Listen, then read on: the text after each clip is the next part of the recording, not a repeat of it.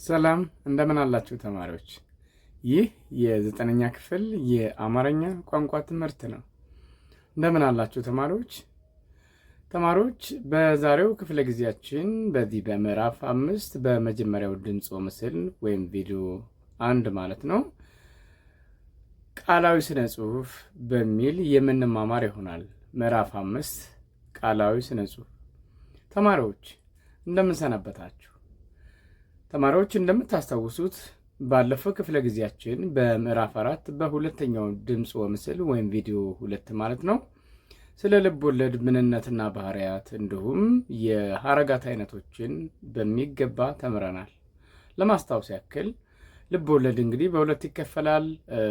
እንደምታስታውሱት አጭር ልብ ወለድና ረጅም ልብ ወለድ በሚል አጭር ልብ ወለድ የራሱ የሆነ ባህሪያት እንዳሉት ተገንዝበናል ማለት ነው። ለምሳሌ ያክል ቁጥብነት፣ ጥድፊያ፣ ነጠላ ጭብጥ የመሳሰሉት የአጭር ልቦለድ ባህሪያት ናቸው ማለት ነው። እንግዲህ ልቦለድ አለባውያን በተለይ ደግሞ የአጭርም የረጅምም የጋራ ባህሪ ደግሞ የሆኑ አለባውያን አሏቸው። ለምሳሌ ታሪክ ይኖረዋል፣ መነሻ ታሪክ ይኖረዋል አንዱ ልቦለድ። ሌላው ደግሞ ጭብጥ ምንድነው? ይሄ ረጅምም ሊሆን ይችላል፣ አጭርም ሊሆን ይችላል። የራሱ ምን አለው? ጭብጥ አለው ማለት ነው። ወይም ፍሬ ሀሳብ ወይም ቁም ነገር ይኖረዋል ማለት ነው። እንግዲህ በልብ ወለድ የጋራ ባህሪያት ሌላው ደግሞ ገጸ ባህሪ ይኖረዋል። አጭር ልብ ወለድም ረጅም ልብ ወለድም የገሃዱን ዓለም ምሳሌ አድርገው የሚተውኑልን ሰዎች ወይም ደግሞ የተመረጡ ሰዎች ገጸ ባህሪ እንደሚባሉ አይተናል ማለት ነው። ወደ መጨረሻው ስንመጣ ደግሞ የሐረጋት አይነቶች የሚባሉት ስማዊ ሐረግ፣ ግሳዊ ሐረግ፣ ቅጽላዊ ሐረግ፣ መስተዋድዳዊ እያል እንደምንከፍላቸው በምሳሌዎች አስደግፈን አይተናል ማለት ነው ተማሪዎች። መልካም፣ ወደ ዛሬው ክፍለ ጊዜያችን በዚህ ምዕራፍ 5 ያለው ላይ ማለት ነው ስንመጣ ቃላዊ ስነ ጽሑፍ ምንድን ነው የሚለውን እናያለን። መልካም፣ ለመሆኑ ተማሪዎች ከዚህ በፊት ስነ ጽሑፍ ምንድን ነው ወይም በቃል የሚነገር የስነ ጽሑፍ አይነት ወይም በጽሑፍ ያለ ልዩነቱ ምን እንደሆነ ተምራችሁ ታውቃላችሁ? የምታውቁ ከሆነ እንግዲህ እንደ ክለሳ ይሆናችኋል። ሀሳቡ ደግሞ ወይም ጽንሰ ሀሳቡ አዲስ ከሆነ ደግሞ በዚህ ምዕራፍ በሚገባ ስለተገለጸ አብረን የምንማማር ይሆናል ማለት ነው። መልካም ጊዜ ይሁንላችሁ። እንግዲህ ተማሪዎች በዚህ ምዕራፍ አጠቃላይ በምዕራፍ 5 ማለት ነው ዓላማዎች ተዘርዝረዋል። የመጀመሪያው የቃላዊ ስነ ጽሑፍ ጽንሰ ሀሳብ ትተነትናላችሁ ማለት ነው። ቃላዊ ስነ ጽሑፍ ስንል ምን ማለታችን ነው? ሌላው የቃላዊ ስነ ጽሑፍን ባህሪያት በመለየት ትገልጻላችሁ። ባህሪያችሁ ምንድን ነው? ቃላዊ ስነ ጽሑፍ ስንል ባህሪያችሁ ምንድን ነው የሚለውን የምናይ ይሆናል ማለት ነው። የስነ ቃል ዘርፎችን ወይም ዘውጎችን ትዘረዝራላችሁ። ሌላው ለቃላዊ ስነ ጽሑፍ አይነቶች ብያኔ ትሰጣላችሁ። የቃላዊ ስነ ጽሑፍ ጭብጥ ትገልጻላችሁ። እነዚህ እንግዲህ የምዕራፍ 5 ዋና ዋና ዓላማዎች ናቸው ማለት ነው። ለመጀመሪያ ያክል ስነ ቃል ምንድን ነው ወይም ደግሞ ቃላዊ ስነ ጽሑፍ ምንድን ነው የሚለውን እስኪ እንመልከት አንድ ላይ ተማሪዎች። ከስሙ እንደምትረዱት ቃላዊ ስነ ጽሑፍ ማለት ቃላዊ ስነ ጽሑፍ ምንድን ነው ከተባለ ምንድን ነው? ቃላዊ ስነ ጽሑፍ ምንድን ነው? ቃላዊ ስነ ጽሑፍ በቃል የሚነገር በቃል የሚነገር ወይም ደግሞ የሚዜም ሊሆን ይችላል። የማለት በዜማ ሊተላለፍ ይችላል ማለት ነው። በቃል የሚነገር የሚዜም ከትውልድ ትውልድ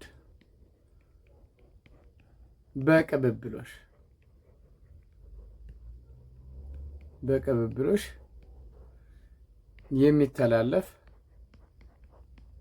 የሚተላለፍ የስነ ጽሑፍ አይነት ነው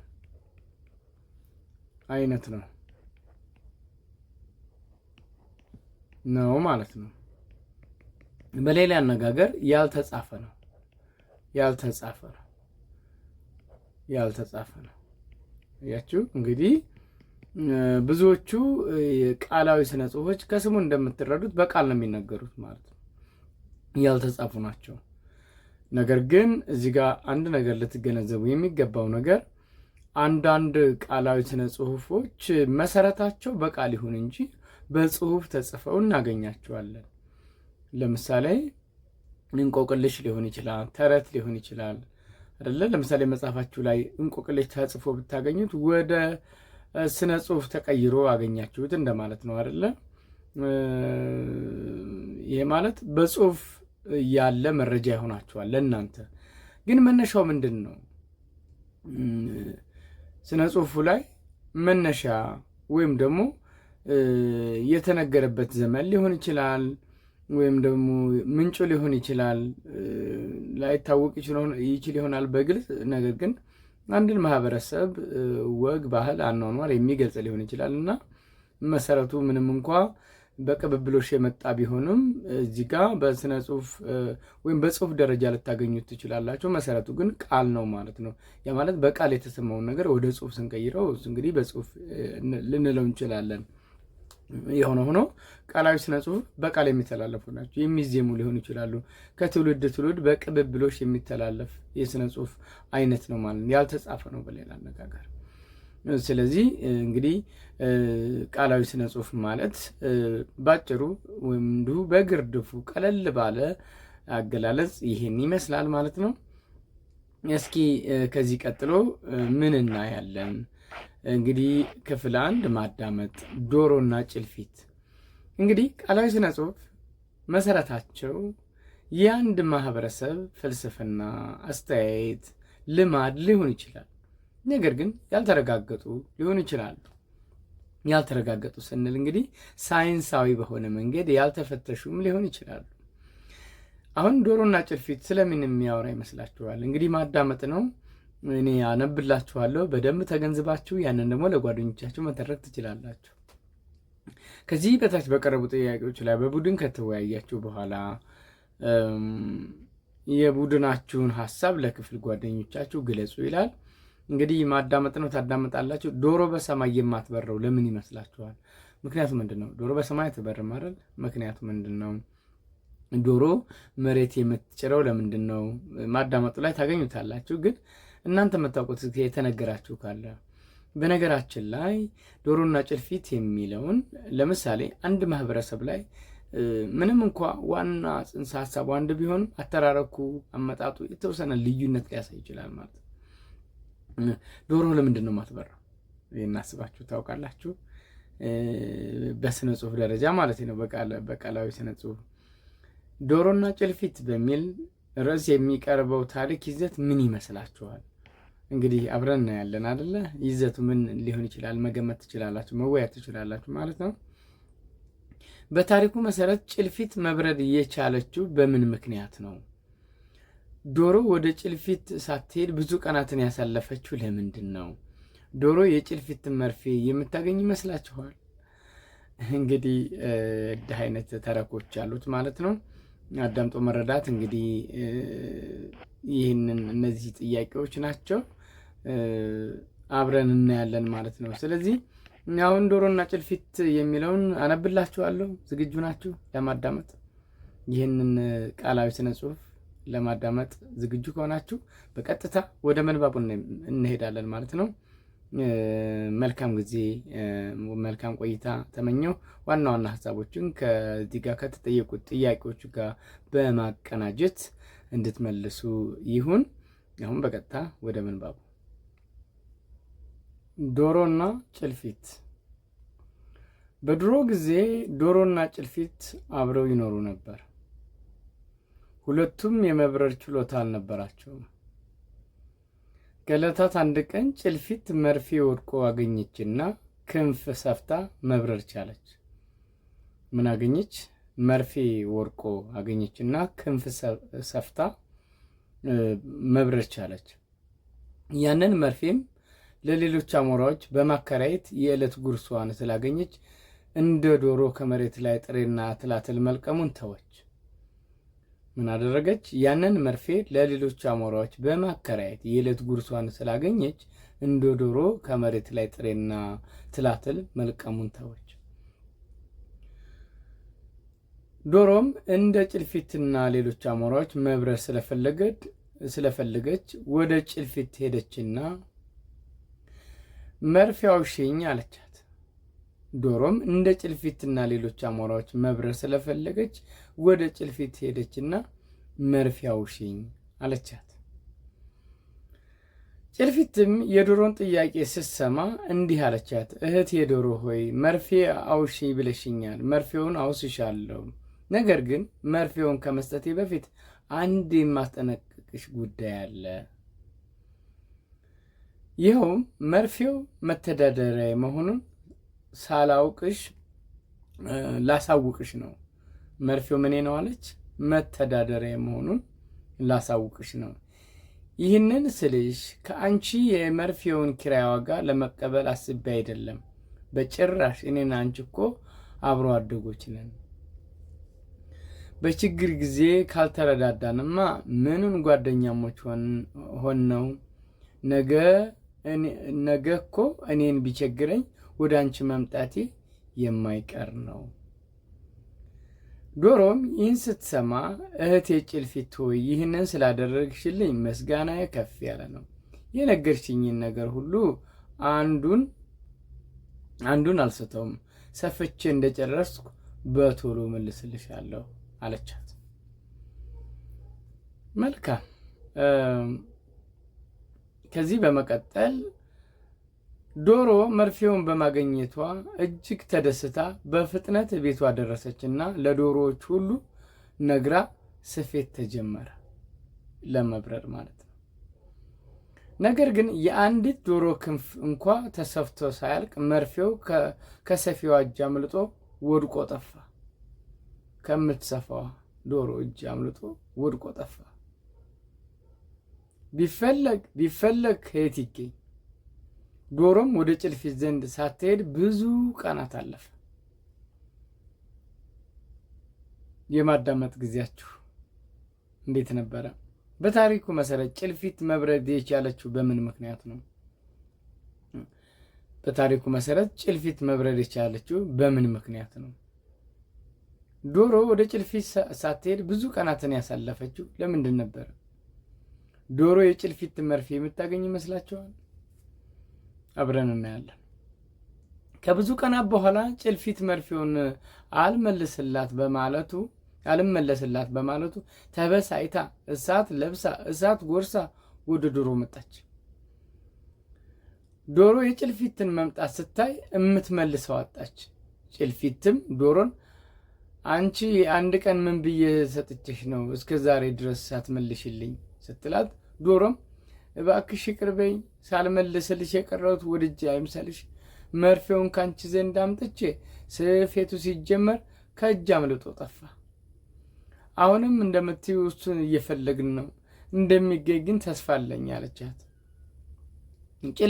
ጭልፊትም ይህን ስትሰማ በይበልጥ ተናዳ፣ አንቺ እኮ ግድለሽ መሆንሽን አስቀድሜ ነግሬሽ ነበር። በአሁን እስከ ዛሬ ድረስ ያስቀረሽብኝ ይበቃሻል። እስከ ነገ ፈልገሽ እንድትቆይኝ የምፈልገው ደግሞ የራሴን መርፌ እንጂ ምትክ አይደለም ብላ ወደ ቤቷ ተመለሰች።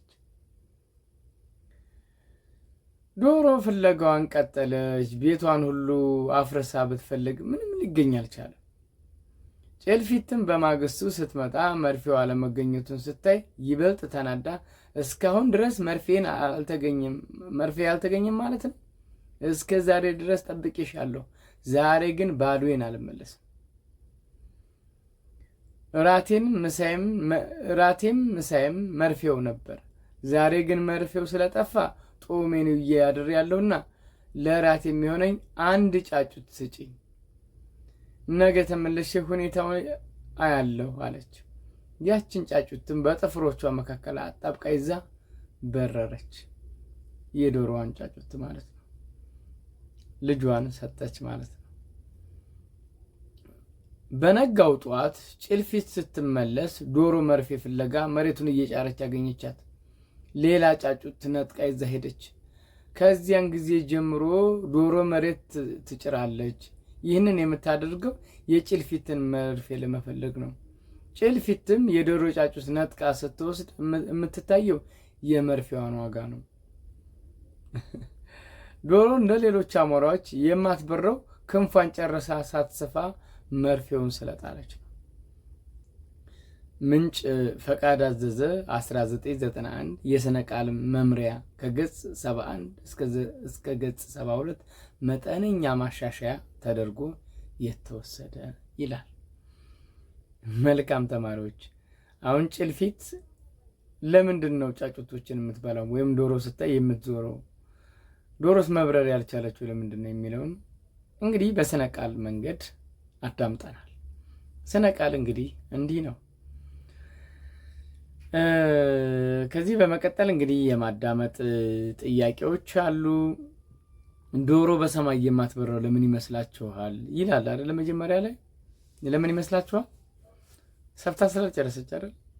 ዶሮ መሬት የምትጭረው ለምንድን ነው? የጭልፊትን መርፌ እየፈለገች። እንደዛ ካላችሁ በትክክል መልሳችሁ። ዶሮና ጭልፊት በሚል ርዕስ የሚቀርበው ታሪክ ይዘት ምን ይመስላችኋል የሚለው እንግዲህ የገመታችሁት ነገር ይኖራል። ታሪኩ ግን ይሄ ነበር ማለት ነው። በታሪኩ መሰረት ጭልፊት መብረር የቻለችው በምን ምክንያት ነው? መርፌ በመጠቀም ነው። እንግዲህ እንደ ታሪኩ ማለት ነው። የታሪኩ ተሳታፊዎች እነማን ናቸው? ጭልፊትና ዶሮ፣ ያው ጫጩቶችም አሉበት በመበላት አይደለ? ራቴም ምሳዬም መርፌው ነው ያለው ማን ነው? ይህን ያለው ስለምንድን ነው? እውነት ነው። የምትንቀሳቀሰው በራ ነው አይደለ? የምታገኘው በተለይ ደግሞ አከራይታ አይደለ? ስለዚህ ዋና የገቢ ምንጯ እሱ ስለሆነ ራቴም ምሳዬም የምትለው ለዛ ነው ማለት ነው። እንግዲህ ይህን ይመስላል። ያዳመጣችሁን ምንባብ ከየትኛው የሥነ ቃል አይነት ይመደባል? የሥነ ቃል አይነቶች አሉ በነገራችን ላይ። ይሄ እንግዲህ ከየትኛው ይመደባል በኋላ እንመለከታለን። ጭልፊት የዶሮን ጫጩት ስትነጥቅ የምትታየው ለምንድን ነው? ቅድም መልሰናል። በታሪኩ መሰረት ዶሮ መሬት የምትጭረው ለምንድን ነው? ለምንድን ነው ማለት ነው? የጭልፊት መርፌ በመፈለግ ነው ማለት ነው። እንግዲህ ዶሮ ታያላችሁ አይደል? በየግቢው ያው መሬት ለመሬት ሲጭሩ ነው የምናየው እና ያው መርፌ እየፈለጉ ነው አሉ። እንግዲህ በሥነ ቃሉ መሰረት ይህንን ይመስላል ተማሪዎች። ከዚህ በመቀጠል እንግዲህ የሥነ ቃል አይነቶችን እናያለን። እዚህ ጋር እንቆቅልሽ ይታያል። ይህን እንለፈውና በቀጥታ ወደ ምንባብ ወደ ሌላ ምንባብ እንሄዳለን ማለት ነው። መልካም እንግዲህ የሥነ ቃል ምንነትና ባህሪያት የሚለውን እንመለከታለን ማለት ነው። የሥነ ቃል አይነቶች አሉ። እዚህ ጋር እንቆቅልሽ አለ። ሌላውን አብረን የምንመለከት ይሆናል። አሁን ግን የሥነ ቃል ምንነትና ባህሪያት በቀጥታ ከምንባቡ እናያለን ማለት ነው ከመጽሐፋችሁ። መልካም ሥነ ቃል በመነገር በመተረት ወይም በመዜም። ሥነ ቃል ምን ይላል? ሥነ ቃል እዚህ ጋር ሥነ ቃል ቅድም ያየነው ማለት ነው። በመነገር በመተረት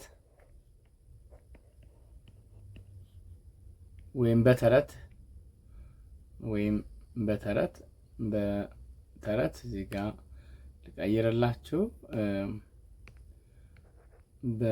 በተረት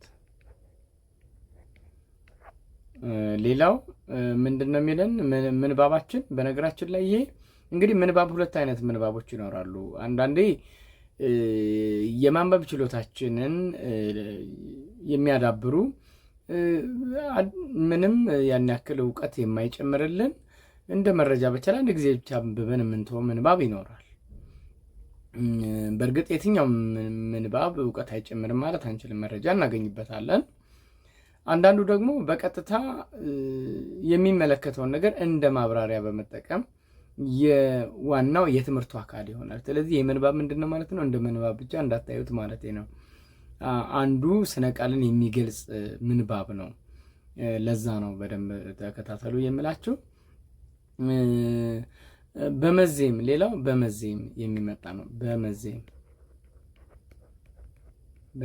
በዜማ በዜማ የሚመጣ ነው ማለት ነው። በተወሰኑ ማህበራዊ አጋጣሚዎች ላይ የሚከወን ቃላዊ ፈጠራ ነው። የሚከወን ቃላዊ ምንድን ነው ማለት ነው? ቃላዊ ፈጠራ ነው ማለት ነው። ቃላዊ ፈጠራ ምክንያቱም ፈጠራ ነው፣ በማህበረሰቡ ዘንድ የተፈጠረ ነው፣ ቃላዊ ነው ማለት ነው። ስለዚህ በመነገር በመተረት ወይም በተረት በመዜም የሚከወን ቃላዊ ፈጠራ ማለት ነው። የአንድን ማህበረሰብ ባህል እዚህ ጋር በደንብ የምትይዙት ነገር ምንድን ነው? የአንድን ማህበረሰብ ምን አለን? ወግ፣ ባህል፣ ልማድ እንዲሁም ታሪክ ማስተላለፊያ ነው ማለት ነው። የአንድ ማህበረሰብ ምን ይኖረዋል?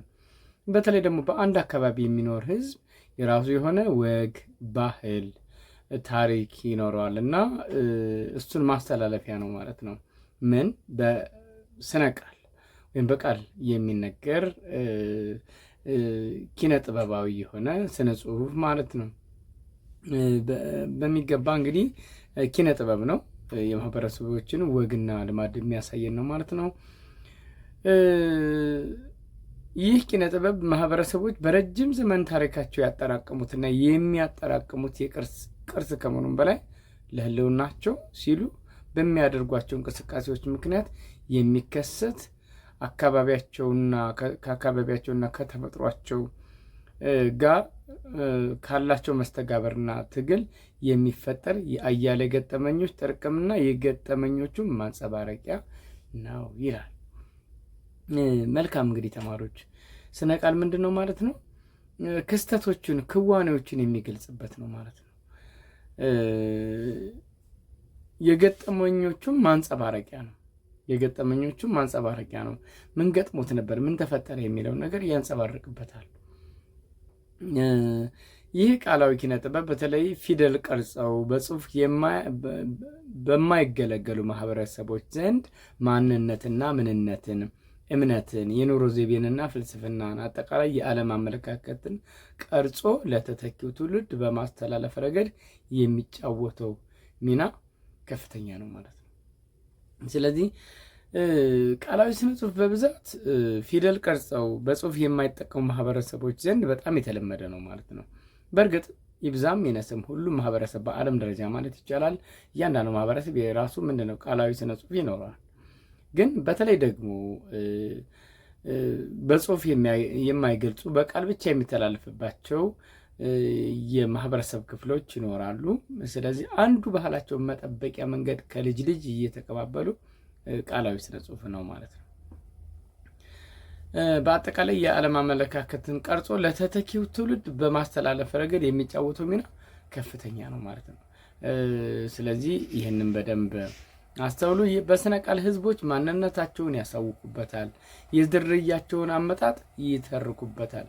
የዝርያቸውን አመጣጥ መልካም ስነ ቃል ምናልባት ጠቅለል ስናደርገው የአንድን ማህበረሰብ ወግና ልማድ ለማቆየት የሚጠቀሙበት መሳሪያ ነው። ምክንያቱም ከትውልድ ትውልድ ነው የሚተላለፈው፣ በአደራ በኃላፊነት ያን ጠብቀው ስለ ማንነታቸው፣ ስለ ዝርያቸው ሊሆን ይችላል፣ አጠቃላይ ወግና ልማዳቸውን አጠንክረው የሚያቆዩበት ዋነኛ መሳሪያ ነው። ስለዚህ እዚህ ጋር እንደምንመለከተው ወግና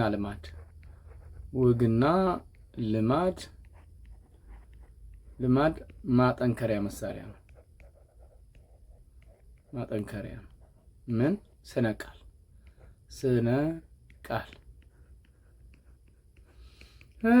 ስለዚህ እንግዲህ ስነ ቃል ህዝቦች ማንነታቸውን ያሳውቁበታል። ዝርያቸውን ስንል የእኛ ዘር ከዚህ ነው የመጣው፣ የአንድ ጎሳ ማለት ይሄ ነው። በእርግጥ እንደ ሃይማኖተኞች ከሆነ የሰው ልጅ መሰረቱ አንድ ነው፣ ወይም ደግሞ አዳምና ሔዋን ወይም አደምና ሐዋ በሚል የሃይማኖቶች ያስተምራሉ። ግን አንድ ማህበረሰብ ከዚህ ነው የመጣ ነው። ለምሳሌ በተለያዩ የአፍሪካ ሀገሮች የእኛን ሀገር ጨምሮ እያንዳንዱ ነገድ በእያንዳንዱ ማህበረሰብ ውስጥ የተለያዩ ግን ፍልስፍናዎች ይኖራሉ። መጀመሪያ እንዲህ ተፈጠረ፣ ከዛ መጀመሪያ መብረቅ አለ፣ ከመብረቅ እንዲህ ተፈጠረ፣ ሰው እንዲህ ነው የመጣው የሚሉ ምናልባት አንዳንድ መጽሐፍቶችን ስታነቡ የራሳቸው ተረክ አላቸው እና በዛ መንገድ ዝርያችን ከዚህ ነው የመጣው ሊሏችሁ ይችላሉ እና መሰረታቸው ያስነ ቃል ነው፣ ግን ከትውልድ ትውልድ ይተላለፋል ማለት ነው። ምናልባትም ሺህ ዘመናትን ሊቆይ ይችላል። ምንም እንኳ የቅርጽ ለውጥ ቢያሳይም አሁን በቀጣይ እናየዋለን ለምን ያሳያል የሚለው ማለት ነው። ሌላው ወግና ልማዳቸውን አጠንክረው ካልን ሀዘን ደስታቸውን ደግሞ ምኞት ተስፋቸውን፣ ፍቅር ጥላቻቸውን፣ ድል ሽንፈታቸውን፣ ድጋፍ ተቃውሟቸውን፣ በአጠቃላይ የህይወታቸው መልኮች ያንጸባርቁበታል። የህይወት መልክ ይንጸባረቅበት ጠቅለል ስታደርጉት የህይወት ምን ይንጸባረቅበታል ማለት ነው። በአጠቃላይ የህይወት መልክ ይንጸባረቅበታል። መልክ ይንጸባረቃል በምን? በስነ ቃል። እንግዲህ የህይወት መልክ እንደምታውቁት ብዙ ነው አይደል? ሀዘን አለ። ለምሳሌ ዛሬ እናንተ ፍጹም ደስ ብሏችሁ ብትብሉ በስራ ሊሆን ይችላል፣ በቤት ሊሆን ይችላል፣ በተለያየ ጉዳይ ላይ በጣም ፍጹም ደስተኛ ልትሆኑ ትችላላችሁ፣ በትምህርት ቤታችሁ። ነገ ደግሞ በጣም የሚያሳዝን ነገር ይገጥማችኋል አይደል? አንዳንዴ ደግሞ ሽንፈት ይገጥመናል። ለምሳሌ ውድድር ቢኖረን፣ ለምሳሌ አንድ እግር ኳስ ተጫዋች፣ በእርግጥ በዘመናዊ ዓለም ነው ይሄ ምሳሌውን የምሰጣችሁ፣ ዛሬ አሸናፊ ሊሆን ይችላል፣ ነገ ደግሞ ይሸነፋል። እነዛ ማህበረሰቦች ደግሞ ብዙ ጊዜ እንደነገርኳችሁ ወግና ልማዳቸውን በተጻፈ ቋንቋ የማይገልጹ በቃል የሚገልጹ ማህበረሰቦች ናቸው በብዛት አይደለም። ስለዚህ የነሱ ድል አለ። ለምሳሌ በሳር ግጦሽ ሊሆን ይችላል የሚጣሉት፣ ወይም ደግሞ በጋብቻ ሊሆን ይችላል። ከዛ ውስጥ አንዱ ጎረምሳ አሸንፎ የራሱ ሲያደርግ ድል ነው። ስለዚህ ምን ስነ ቃል ይፈጠራል ያኔ። ስለዚህ ሰው ድል ሲያደርግ የተለያዩ ነገሮችን በተረት፣ በቀረርቶ፣ በፉከራ ሊሆን ይችላል ሊገልጽ ይችላል ማለት ነው። ታሪካቸውን ለተከታዮቻቸው በማስተላለፍ የዝርያቸውን ተከታታይነት ያረጋግጡበታል። ሰናይ የሚሏቸው ማህበራዊ እሴቶችና ልማዶችን ጠብቀው ተከብረው እንዲቆዩ፣ እኩይ የሚሏቸው ደግሞ እንዲወገዱ ያደርጉበታል። ሰናይ የሚሏቸው ወይም መልካም የሚሏቸው እንዲቀጥሉ ያደርጉበታል። ምክንያቱም ከትውልድ ትውልድ ቅብብሎሽ ያ መልካም ነገር ይቀጥላል። መጥፎ የሚሏቸውን ደግሞ ጥሩ አይደለም በሚል ያስወግዱ ወይም ደግሞ እንዳይከሰቱ ከዛ ህይወት እየተማረ ይሄዳል ማለት ነው። በአንድ ማህበረሰብ ላይ የደረሱ አስከፊ ሁኔታዎች፣ የተፈጥሮ አደጋ፣ ስደት፣ ረሃብ፣ ወረርሽኝ፣ ጦርነት የመሳሰሉት ኑሮን አናጊ አጋጣሚዎች ወይም የሚያናውጡ የነበሩ አመለካከትና የደረሰበት ጉዳት በስነ ቃሉ አማካኝነት ተቀርጾ ለተከታዩ ትውልድ ይተላለፋል። በምን? በስነ ቃል። የስነ ቃል ምንጭ ማህበረሰቡ ልዩ ልዩ ገጠሞች ናቸው።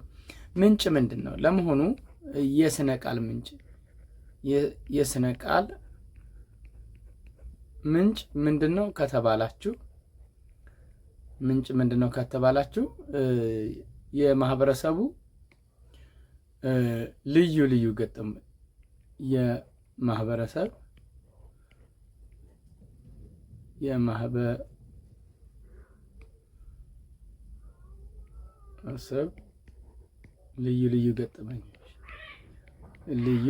ልዩ ገጠመኞች ይሆናሉ ማለት ነው።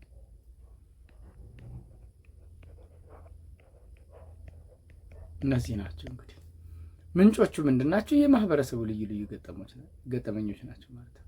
የስነ ቃል ምንጭ ልዩ ልዩ ገጠመኞች ምንድን ናቸው? በተለይ ከጥንታዊ የአኗኗር ዘይቤ ብዙ ባልራቁና ባልበለጸጉ ማህበረሰቦች በዕለት ተዕለት ህይወታቸው ውስጥ የሚከሰቱ የተለያዩ ግንኙነቶች ምክንያት አያሌ ስነ ቃሎች ይቀርባሉ ማለት በጣም ብዙ ስነ ቃሎች ይቀርባሉ። በተለያዩ ማህበራዊ አጋጣሚ በየወቅቱና በየዘመናቱ የሚነገሩ ተረቶች፣ በአምልኮ ስነ ስርዓቶች ላይ የሚደረደሩት ውዳሴ አማልክትና ዝማሬዎች በእርሻ ላይ ሊሆን ይችላል፣ በአጨዳ ሊሆን ይችላል፣ በሐዘን ሊሆን ይችላል፣ በውቂያ መሰል የህይወት ደጋፊ ስራዎች ላይ የሚዜሙ የሚነገሩ ስነ ቃሎች። በከብት ስምሪት ጊዜ ለምሳሌ እረኞች ራሱ የሚሏቸው ምን አሉ ማለት ነው? ስነ ቃሎች አሉ ማለት ነው። እንጉርጉሮች በቀብር ስነ ስርዓት ላይ ሐዘን ላይ የሚደረዱ የሙሾ ግጥሞች። እንግዲህ በተለያየ ማህበረሰብ ምን ይኖራል ማለት ነው? የተለያዩ ገጠመኞች ይኖራሉ። ለምሳሌ ሐዘን እንደየአካባቢው የተለያየ አፈጻጸም ሊኖረው ይችላል። ከማህበረሰቡ የሐዘኑን ገለጻ በቃል ማለት ነው እስከ አካላዊ እንቅስቃሴ ድረስ ክዋኔ ይኖረዋል። ለምሳሌ ኢትዮጵያ ውስጥ በተለያዩ አካባቢዎች የተለያዩ የሐዘን ስነ ስርዓቶች ይኖራሉ ማለት ነው።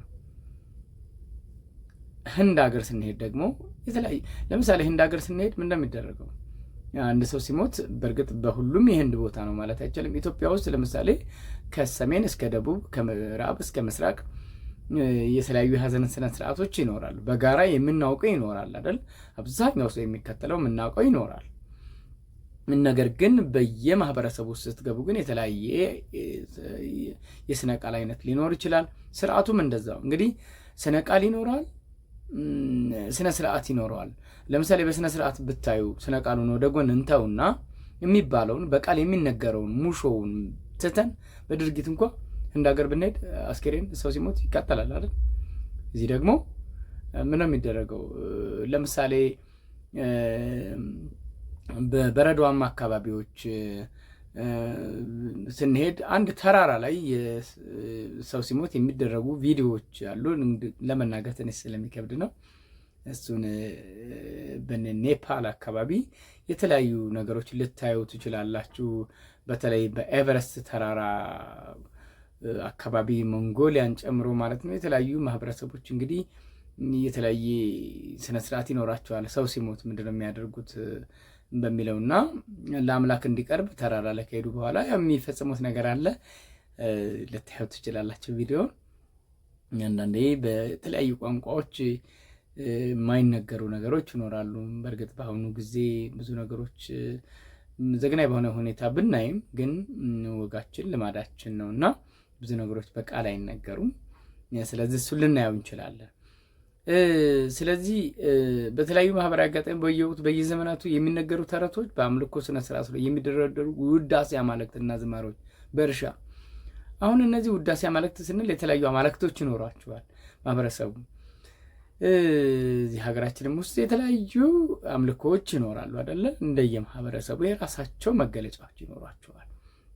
በደቦ፣ በእድር፣ በእቁብ በመሰሉ አጋጣሚዎች ላይ የሚሰነዘሩ ምሳሌያዊ አነጋገሮች፣ ሰዎች በሚገኙባቸው አጋጣሚዎች የሚነገሩ ወጎች፣ ቀልዶች፣ ለማህበረሰቡ ጀግኖችና ተደናቂ ግለሰቦች የሚነገሩ ግጥሞችና ፈታሪኮች እንዲሁም ሌሎች ስነ ቃሎች ማህበረሰቦቹ ለራሳቸው ለሰው ልጅ ስለ አካባቢያቸውና ስለ ዓለም ያሏቸውን አመለካከቶችና የህይወት ፍልስፍናዎች የሚያንጸባርቁ ናቸው ማለት ነው። ምንድነው ይሄ? ስነ ቃል ነው ማለት ነው። መልካም። በማህበረሰብ ውስጥ ቡድኖች ሆኑ ግለሰቦች ስነ ቃል ያሉበት ሁኔታ በማጤን ሂስ ይሰጣሉ ወይም ይተቻሉ ማለት ነው። ድጋፍ ተቃውሟቸውን ይገልጻሉ፣ ያለፈውን ያስተላልፋሉ፣ የወደፊቱን ይተነብያሉ፣ የአፈጣጠራቸውን ምስጢር ይመረምራሉ። እንዴት ተፈጠርን፣ እንዴት ወደዚህ ምድር መጣን የሚለውን ነገር ይመራመሩበታል በራሳቸው ፍልስፍና ማለት ነው። በተጨማሪም የሰው ልጅ መሰረታዊ ባህሪያት ይገነዘባሉ፣ ለህልውናቸው ምክንያት ናቸው ብለው የሚያስቧቸውን ነገሮች ያሞግሳሉ። ለህይወታችን መሰረት ነው የሚሏቸው ያሞግሷቸዋል። ድክመት ጥንካሬያቸውን ይመረምራሉ። ህፃናቱን ወጣቶቹን ያስተምራሉ። ለምሳሌ ግመል እንደምታውቋት እጅግ በጣም ጠንካራ እንስሳት ነች። በተለይ በበረሃማው አካባቢ ለሚኖሩ ማህበረሰቦች እጅግ በጣም ወሳኝ ነች።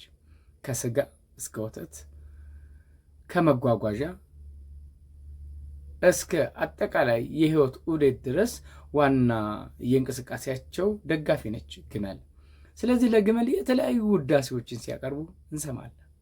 ለምሳሌ በሀገራችን በአፋር እንዲሁም በሶማሌ ግመል ሌሎቹ ቦታዎች የሉም ማለት አይደለም፣ በብዛት እዛ አካባቢ ወይም ደግሞ ወደ ሳዑዲ ብትሄዱ ብታዩ የራሳቸው ውዳሴዎች አሏቸው። ለማን? ለግመሎቻቸው፣ ሱዳኒን ጨምሮ። ስለዚህ የአንድ ማህበረሰብ መገለጫዎች ናቸው የተለያዩ ወጎችና ልማዶች ከማጋ ከግመሏ ጋር ተያይዞ። ምክንያቱም የማህበረሰቡ ጥብቅ ወግ ባህል እዛ ጋር የተቆራኘ ስለሆነ ምሳሌውን ነው አንዷን የህይወት አካላቸውን ብቻ ብናይ ማለት ነው። ካነበባችሁት የንባብ ክፍል የስነ ቃል ምንጭ ተብሎ እየተገለጸው ምንድን ነው ይላል። የስነ ቃል ምንጭ እዚህ ጋር ማየት ትችላል። የማህበረሰብ ልዩ ልዩ ገጠመኞች። እስካሁን ካነበባችሁ የንባቡ ክፍል ስነ ቃልን በተመለከተ የተነሱ ነጥቦች ምን ምን ናቸው ይላል። ምን ምን አየን እስካሁን? እንግዲህ ስነ ቃል ምንድን ነው ብለናል። የማህበረሰብ ገጠመኞች ናቸው። ሰዎች ሀዘናቸውን፣ ደስታቸውን፣ ባህላቸውን የሚያዩበት ነው። ስለ ተፈጥሯቸው ይመረምራሉ፣ ያስተላልፋሉ፣ ይመክራሉ። ህፃናቶችን፣ ወጣቱን ያስተምሩበታል። ጥንካሬያቸውን፣ ድላቸውን፣ ሽንፈታቸውን ይገልጹበታል የሚል አይተናል። ይህ ስነ ቃል ነው። ስለዚህ ይሄ እንደ ምንባብ ሳይሆን የምታዩት ማስታወሻ እየያዛችሁ የምትማሩበት ነው ማለት ነው። እሺ፣ ከሌላው ምንባብ ይሄ ይለያል ማለት ነው። ቁም ነገር የምንጨበጥበት ስለሆነ ከስነ ቃል ባህሪያት አንዱ አመንጭው ወይም ደራሲውን ለማወቅ አለመቻሉ ነው። የስነ ቃል ባህሪያት የስነ ቃል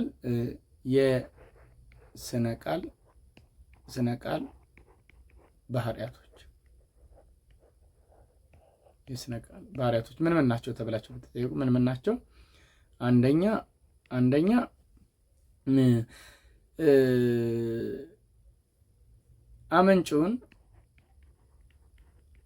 አመንጭው ወይም ደራሲው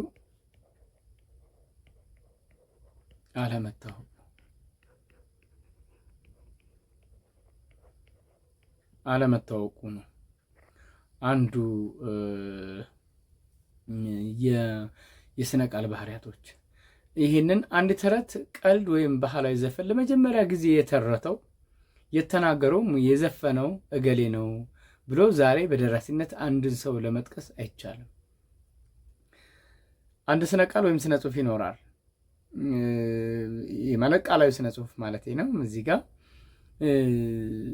በግጥም መልክ ሊሆን ይችላል፣ እንዲሁም በአባባል ሊሆን ይችላል፣ በተረት መልክ ሊሆን ይችላል።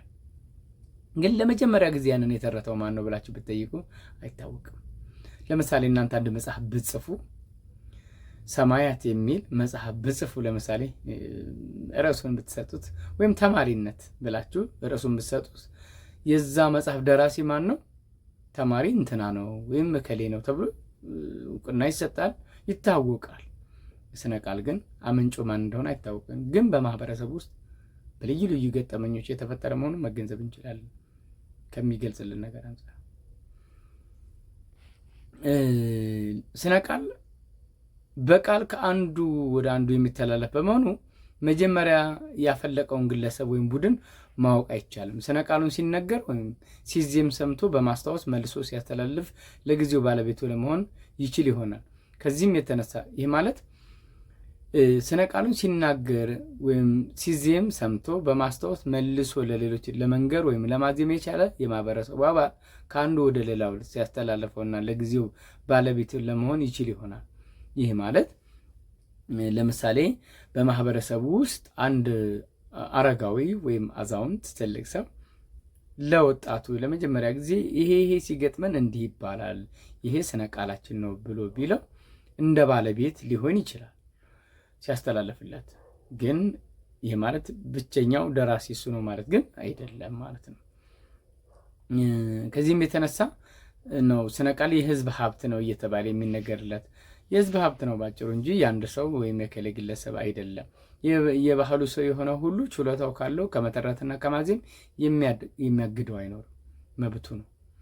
ምንም እንኳን የአንድ ስነ ቃል ደራሲ ለይቶ ማወቅ አይቻልም ቢባልም ቀደም ባለ ጊዜ አንድ የፈጠራ ችሎታ ያለ ሰው የፈጠረው መሆኑን እንገነዘባለን። እንግዲህ አንድ ተረት ይኖራል፣ ምሳሌ ይኖራል፣ ግጥም ይኖራል። ዞሮ ዞሮ ሁሉም ሰው ሊናገረው አይችልም። አንድ ሰው ነው የሚናገረው አይደል? ግን በቃል የሚመጣ ነው ማለት ነው።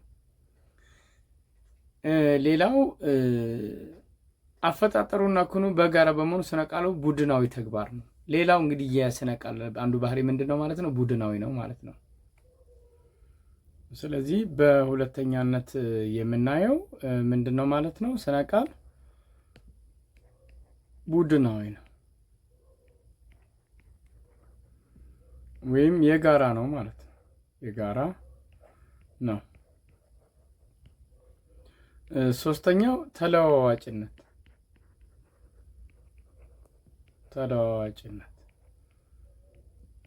ተለዋዋጭነት ባህሪ ያለው ተለዋዋጭነት እንግዲህ ምንድን ነው የሚለውን በኋላ አንድ ምሳሌ አሳያችኋለሁ። ብዙዎቹ የስነ ቃል አይነቶች በአንድ ሰው ብቻ የሚባሉ አይደሉም። ብዙዎቹ በህብረት የሚነገሩ የተናጋሪንና የአድማጭ ተሳትፎ የሚጠይቁ ናቸው። ለምሳሌ በተረት ተራች አለ፣ ተረቱን የሚያዳምጥ አለ። ያ ማለት ተረት የሚተርት ሰው አለ፣ የሚያዳምጥ ሰው አለ ማለት ነው። ተረቱ በሚተረትበት ጊዜ አድማጮች ዜማ ካለው አብረው ያዜማሉ። ዜማ ካለው ተራቹ ጥያቄው ቢጠይቃቸው ይመልሳሉ፣ ወይም እንደ ተረቱ ባህሪ በአንድ ነገር ላይ ይሳተፋሉ። ባህላዊ ዘፈንም አቀንቃኝ አለ፣ ተሳታፊዎች ወይም ደግሞ ተቀባዮች አሉ፣ በድምጻቸው ያጅባሉ፣ በጭብጨባ ወይም ከዘፈኑ ጋር የሚዛመድ የሰውነት እንቅስቃሴ ያደርጋሉ። ለምሳሌ በእንቆቅልሽ የጥያቄና መልስ ተሳትፎ ጊዜ ስህተት ቢፈጠር አድማጩ ማረሚያ ሊሰጥ ይችላል። ስህተት ቢፈጠር በትክክል ካልተነገረ ማለት ነው። በፉከራ አይዞ በርታ በማለት ማደፋፈር የተለመደ ነው። ለምሳሌ በፉከራ ጊዜ ምን ሊባል ይችላል? ዘራፍ አካኪ ዘራፍ ዘራፍ እያለ ሰው ሲናገር አይዞህ በርታ፣ እንዲህ አይነት ነገሮች ሊነገሩ ይችላሉ ማለት ነው። በሙሾ ደግሞ ዋይ ዋይ እያሉ ደረት መምታት፣ እጅ ማርገብገብ ወይም መዝለል ይኖራል። የስነ ቃል አይነቶቹ የራሳቸው የሆነ ቡድናዊ አሰራር አላቸው። ስለዚህ ምንድን ነው ማለት ነው? ስነ ቃል ቡድናዊ ነው። ሌላው ደግሞ ተለዋዋጭነት ነው። እሱን እናያለን። ስነ ቃል ብዙ ጊዜ የሚቀርበው በአጫጭር ቅርጾች ነው። የሰው የማስታወስ አቅም የተወሰነ በመሆኑና የስነ ቃሉም ተሳታፊዎች በአንድ አካባቢ አጋጣሚዎች በመገኘት ሊያዳምጡና ሊመለከቱ የሚችሉ ለተወሰነ ጊዜ ወይም ቆይታ በመሆኑ ከጊዜና ከሁኔታ አንጻር ማለት ነው ተመጣጣኝ ለመሆን የግድ አጫጭር ቅርጾች መቅረብ ይኖርባቸዋል። በአጫጭር ቅርጾች ሌላው በአንጻሩ ደግሞ በአንዳንድ አካባቢዎች እንደ ኤፒክ ያሉ ረጃጅም የስነ ቃል ቅርጾች መኖራቸው መዘንጋት የለበትም። በጣም በተለምዶ ኤፒክ ይባላሉ። ረጃጅሞች ይኖራሉ፣ ብዙ ጊዜ አጫጭሮች ናቸው ስነ ቃሎች። ግን ረጅም መኖሩን መዘንጋት የለበትም ማለት ነው። ከተገለጸው በመነሳት የስነ ቃል ዋና ባህሪያት ቃላዊነት፣ ቡድናዊነት፣ ተከዋኝነት፣ አውዳዊነትና ተለዋዋጭነት ናቸው። እዚህ ጋ ምንድና ተከዋኝነት? አራተኛ ክዋኔ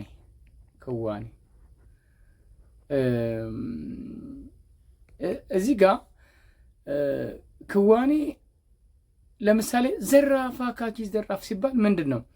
ዘራፍ አካኪ ዘራፍ አንልም አይደል? እንደዛ አንልም። ዘራፍ አካኪ ዘራፍ የሚለው ሰው እየተወራጨ አይኑን በጣም በማጉረጥረጥ በማፍጠጥ ዘራፍ አካኪ ዘራፍ፣ እኔ በደንብ ላልተውነው እችላለሁ፣ ግን እየተንቀሳቀስን አካላዊ እንቅስቃሴ በደንብ አለ። ሰውነቱ እየተወራጨ በጣም ኮስተር ብሎ በተለይ ስለ ጦርነት ሚል ከሆነ ሌላውን ትንሽ ሞራል ስሜታዊ ያደርጋል፣ ወኔ ይቀሰቅሳል አይደል?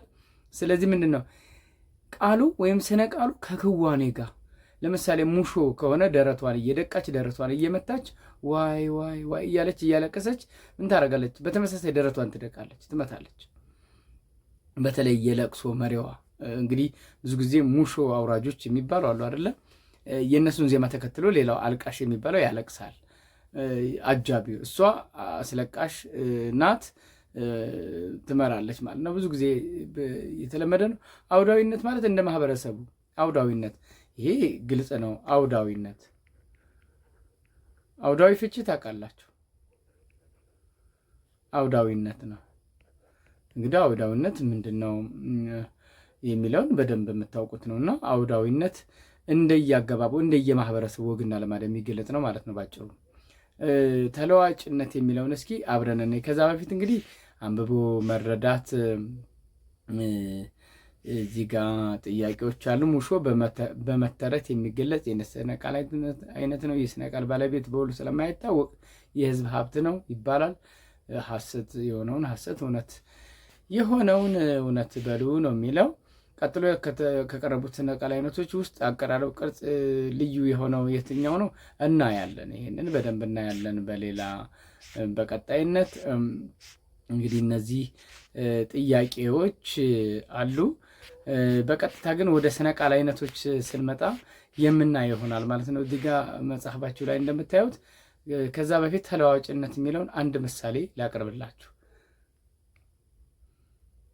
ወደ ምሳሌው ከመግባቴ በፊት ምንድነው ተለዋዋጭነት ሲባል አንድ ስነ ቃል ከአንዱ ወደ ሌላው ሲተላለፍ አንደኛ የመረሳት ባህሪ ሊኖረው ይችላል። ለምሳሌ በግጥም መልክ ከሆነ የመጀመሪያውን መስመር አስታውሶ ሁለተኛውን በትክክል የማያስታውሰው ከሆነ በተመሳሳይ ቃላት እና በሚስማማ መንገድ ሊተካው ይችላል። አንዳንድ ጊዜ ይረሳል። ስለዚህ መጠነኛ የቅርጽ ለውጥ ሊኖር ይችላል ማለት ነው። ግን ደግሞ ተመሳሳይ ይዘት ነው ብዙ ጊዜ ያለው እና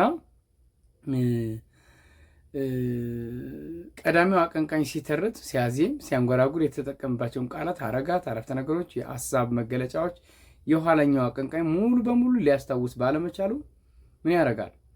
የረሳውን በሌላ ተክቶ የሚስማማው መርጦ የስነ ቃሉን አብይ መልክ ሳይለውጥ የስነ ቃሉን አብይ መልክ ወይም ዋና መልክ ሳይለውጥ ለሌላው ያስተላልፋል። ሁኔታው ጥቂት ምሳሌዎች በመውሰድ እንመልከተው።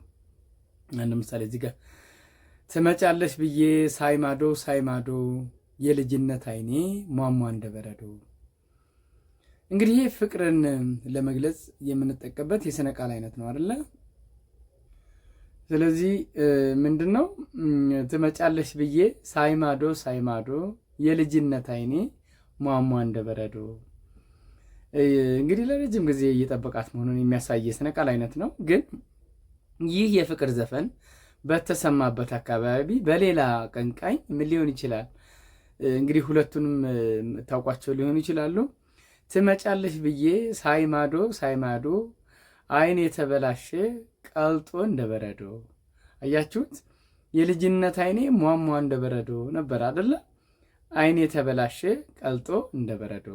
ስለዚህ ሁለተኛውን ስንኝ ስታዩት መጠነኛ ለውጥ አለው ማለት ነው። ስለዚህ ለዛ ነው ተለዋዋጭ ነው የምንለው። ግን ጽንሰ ሀሳቡ አንድ ነው። ለረጅም ጊዜ እየጠበቃት ነው። አይኑ ላይ ችግር እንደተፈጠረ ግን ያው እንገነዘባለን ማለት ነው። መልካም፣ ወደ ጥያቄዎቹ ስለዚህ እናያቸው እስኪ አንድ ላይ። ሙሾ በመተረት የሚገለጽ የስነ ቃል አይነት። ሙሾ ሲጀመር በተረት አይደለም የሚገለጸው አይደለ? ዋይ ዋይ እየተባለ ለቅሶ ነው የሚመራበት እንጂ በተረት አይደለም የሚቀርበው። የስነ ቃል ባለቤት በውል ስለማይታወቅ የህዝብ ሀብት ነው ይባላል። እውነት ነው፣ አይታወቅም አይደለ? ስለዚህ እውነት ነው። ስነ ቃል አፈጣጠራዊ ክንውኑ በጋራ የሚከወን በመሆኑ ቡድናዊ ባህሪ አለው። እውነት ነው፣ በቡድን ነው፣ ትክክል ነው። የስነ ቃል በደራሲው ተጽፎ በመተረትና በመዜም ከትውልድ ትውልድ ይተላለፋል። በደራሲው ተጽፎ ስነ ቃል ከስሙ እንደምንረዳው በቃል ነው የሚተላለፈው እንጂ በስነ ጽሁፍ አይደለም። በስነ ቃል አማካኝነት ማንነትን ማሳወቅ፣ ምኞት፣ ተስፋን ማንጸባረቅ ይቻላል። እውነት ነው። ስነ ቃል ከትውልድ ወደ ትውልድ በሚተላለፉበት ጊዜ ምንም ነገር አይጨመርበትም፣ አይቀነስበትም። ስነ ቃል ተለዋዋጭነት የሚለው ጋር ይገጫል አይደል? ይለወጣል፣ የተወሰነ ቅርጽ ይኖረዋል። በመርሳት ሊሆን ይችላል። እንግዲህ ቀጥሎ ከቀረቡት የስነ ቃል አይነቶች በአቀራረብ ቅርጽ ልዩ የሆነው ይሄንን በኋላ የምናይ ይሆናል። ከሚከተሉት አማራጮቹ የስነ ቃል ዋነኛ ባህሪ ተብለው የሚጠሩት የትኞቹ ናቸው? ቡድናዊነት። ይሄ እንግዲህ ምንድን ነው የሚያሳየን? ቡድናዊነት፣ ተከዋኝነት፣ ተለዋዋጭነት፣ ሁሉም መልስና ሁሉም ናቸው። በነገራችን ላይ የመጀመሪያው ቀጥሎ ከቀረቡት የስነ ቃል አይነቶች በአቀራረብ ቅርጽ ልዩ የሆነው ተረት፣ አፈታሪክ፣ እንቆቅልሽ ትንሽ ልዩ የሆነው ቀረርቶ ነው። በድርጊቱ በአገላለጹ ስሜታዊነቱ ከሌሎቹ በጣም ይለያል እና ያው ቀረርቶ ነው በኋላ ስለምናይ ነው። ለዛ ነው በሁለተኛው ቪዲዮ ወይም በድምፆ ምስል በሁለተኛው ክፍለ ጊዜ ስለምናየው ነው። ከሚከተሉት አማራጮች ውስጥ ስነ ቃልን አስመልክቶ ትክክል ያልሆነው የትኛው ነው ይላል። የተደራሲያን ተሳትፎ አይፈልግም። የህይወት መልኮች ነጸብራቅ ነው። በተገኘው አጋጣሚ ይቀርባል። የበርካታ ገጠመኞች ነጸብራቅ ነው። ትክክል ያልሆነው የተደራሲያን ተሳትፎ አይፈልግም። ይፈልጋል በደንብ። ለምሳሌ ተረት ስትሉ ምን ይሆናል? የላም በረት ወይም ደግሞ በአንዳንድ ጊዜ ያው የመሰረት የሚል ነገር ይኖራል። እሺ እያልን እንሳተፋለን። እንቆቅልሽ ስንባል ምን አውቅልሽ እያልን እንሳተፋለን። ስለዚህ በደንብ የተደራሲያን ተሳትፎ አለበት። እንግዲህ ሌሎችን በቀጣይ የምናያቸው ይሆናል ማለት ነው። መልካም እንግዲህ ተማሪዎች ዛሬ በዛሬው ቪዲዮአችን ማለት ነው ስነ ቃል ምንድን ነው፣ የስነ ቃል ምንነት፣ በተለይ ደግሞ የስነ ቃል ባህሪያቶቹን መጀመሪያ ስነ ቃል ምንድን ነው፣ ምንጩስ ምንድን ነው፣ ማህበረሰብ ልዩ ልዩ ገጠመኞች እንደሆኑ የህይወት መልክን ያንጸባርቃል። የህይወት መልክ የሚባሉት ደግሞ ሐዘን፣ ደስታ፣ ፍቅር፣ ተስፋ የመሳሰሉት ናቸው እና የስነ ቃል ባህሪያቶች ደግሞ ቡድናዊነት የጋራ ነው ወይም የህዝብ ነው ማለት ነው። ተለዋዋጭነት፣ የቅርጽ ለውጥ ሊኖር ይችላል፣ ክዋኔ እና አውዳዊነት ናቸው ማለት ነው። ስለዚህ የዛሬው ትምህርታችን በዚህ ይጠናቀቃል ማለት ነው። በቀጣዩ ክፍለ ጊዜ እስከምንገናኝ ሰላም።